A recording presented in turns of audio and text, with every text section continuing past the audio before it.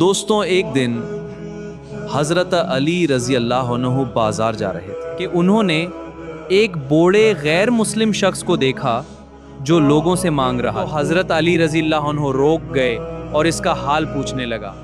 بوڑھے نے کہا، میں پہلے کام کرتا تھا، اب کمزور ہو گیا ہوں، اس لیے مانگنے پر مجبور ہوں۔